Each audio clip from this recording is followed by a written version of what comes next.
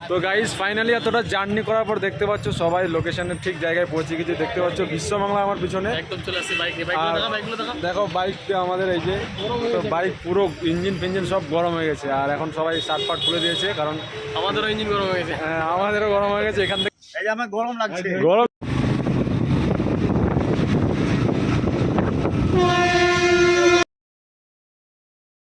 Hello guys এখন আমরা বেরোচ্ছি দেখতে পাচ্ছ সবাই চলে এসেছি। তো আমাদের বাইক রেডি আছে, আমাদের কুইন এখান থেকে ডাইরেক্ট যাব কলকাতা। তো চলো দেখো আমাদের রাস্তায় কি কি হয় না সব শেয়ার হবে। চলো একটা বাইক এখানে চলে এসছে পেটি প্যাক সবাই। তো চলো এখান থেকে ডাইরেক্ট রায়গঞ্জ টু কলকাতা। তো সম্পূর্ণ রাস্তাটা তোমাদের সাথে শেয়ার হবে। তো কন্টিনিউ দেখো। ফার্স্ট টাইম আমরা যাচ্ছি রায়গঞ্জ টু কলকাতা বাইক নিয়ে, ও আবার এমআইএফজেড আর একটা হচ্ছে অ্যাপাচি। চলো এই দুটা বাইক নিয়ে যাচ্ছি কলকাতা।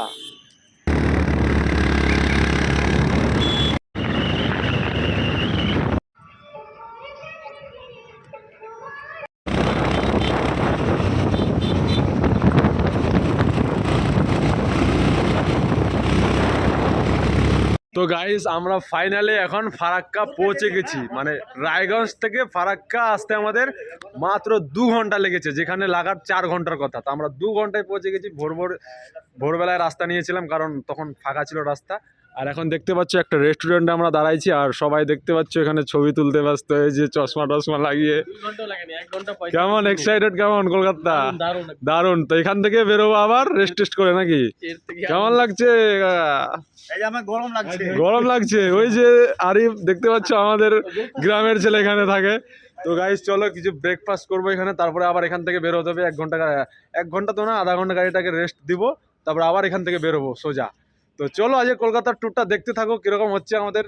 খুব তো এনজয় আছে এখন, সামনে কি হবে বলা যায় না। চলো দেখতে থাকো। গাইস দেখতে পাচ্ছ এখন আমরা সবাই চা খেতে বসছি। এই যে সবাই ডাক্তার সাইরুল, আসাম বিগ বাজার, পাইকারি মাল সব রেডি দেখতে পাচ্ছ গাইস।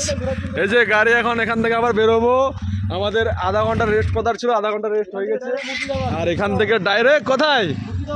মুর্শিদাবাদ। এখান থেকে ডাইরেক্ট কোথায়? মুর্শিদাবাদ। তো চলো গাইস এখান থেকে ডাইরেক্ট মুর্শিদাবাদ গিয়ে আবার রেস্ট নিবো। তো চলো এখান থেকে বের হই কারণ আমাদের রেস্ট চাটা খাওয়া হয়ে গেছে। গাড়ির ট্যাঙ্কি ফুল হবে গাইস, দেখতে পাচ্ছ আমরা তেল ভরতে চলে এসেছি দোকানে। এখন ট্যাঙ্কি ফুল হচ্ছে গাইস।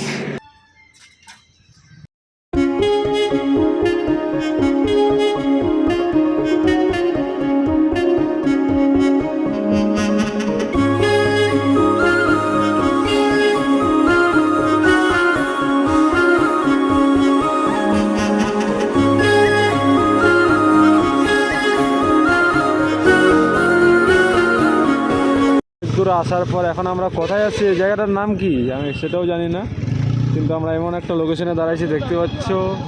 এখানে কিছু খাওয়া দাওয়া করতে হবে কারণ অনেকটাই ক্লান্ত, কারণ অনেক দিন আমরা বাইক চালাচ্ছি। মোটামুটি 250-300 কিলোমিটার বাইক চালিয়ে নিয়েছি অলরেডি। এক জায়গায় শুধু দাঁড়িয়েছিলাম ফারাক্কা। এখন এখানে খাবো কিছু। চলো এটা কি যেন রেস্টুরেন্ট নতুন।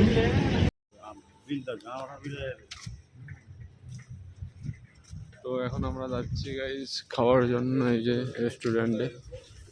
দেখতে পাচ্ছ সবাই রাজার মতো খেতে বসে গেছে। সবাইকে ভোগ লেগেছে গাইস। এখানে শুধু এসে হাওয়া খাওয়ার জন্য 200 কিলোমিটার বাইক চালায় এখন একটা রেস্টুরেন্টে বসে। কি খাওয়ার কি অর্ডার হয়েছে? ফার্স্ট হচ্ছে আমাদের বাজে কটা এখন?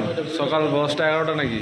এখন আমরা হোটেলে এসে দেখতে পাচ্ছ আপেল খাচ্ছি কারণ আমাদের আপেল লাগবে, কারণ অনেক ক্লান্ত হয়ে গেছি তার জন্য। এই যে ভিটামিন, এটা ভিটামিন কি পাওয়া যায় ডাক্তার সাহেব? কি ভিটামিন পাবো আপেল থেকে? এটা খেলে তাড়াতাড়ি এটা আমি 100 রুপিস, এটা 100 টাকা দাম। বাকি অর্ডার ক্যান্সেল করে দে, কার লাগবে না। নর্মাল দোকান যেরকম ভাই ওর থেকে একটু লো কোয়ালিটি দোকানে এর থেকে একটু বেশ করে খাওয়া যায়। 40 का माल 100 रुपया इसके लिए खाली सिर्फ एसी का हवा के लिए। তো ফাইনালি আমরা 1 ঘন্টা রেস্ট করার পর খাওয়া দাওয়া করে নিলাম। এখন আবার এখান থেকে বের হতে হবে, আর বেশি না 150 কিলোমিটার বাকি রয়েছে। এবার এখান থেকে হয়তো আমরা ডাইরেক্ট চলে যেতে পারি কলকাতা, না হয় আরেকটা জায়গায় দাঁড়াতে পারি কারণ রোদটা এখন খুব হচ্ছে। তো মনে হচ্ছে না এখন ডাইরেক্টলি যাওয়া যাবে কলকাতায়, হয়তো কোথাও আমরা আটকাবো। আর দুজন দেখতে পাচ্ছি ওরা এখানে আছে, তো চলো এখান থেকে বের হই। তো গাইস এখন আমরা একটা করে রেডবুল খাচ্ছি, কারণ এনার্জি ড্রিঙ্ক দরকার। এই গরমে এনার্জি না হলে যাওয়া মুশকিল হয়ে যাবে, তার জন্য দেখতে পাচ্ছ সবাই এনার্জি ড্রিঙ্ক রেডবুল। গাইস এরকম একটা শুনশান জায়গায় আমরা দাঁড়িয়েছি, দেখতে পাচ্ছ ওই যে হাইওয়ের এরকম একটা ফাঁকা রাস্তায়, কারণ গাড়িটাকে একটু রেস্ট দেওয়ার জন্য, আর এখানে একটু হাওয়া বাতাস করছিল তাই। তো এখান থেকে আবার বেরোতে আর বেশি দিনে, আমাদের 70 কিলোমিটার গেলেই আমরা ঢুকে যাবো কলকাতায়। তো আর একটু যেতে হবে, বেশি নেই আর। চলো দেখো।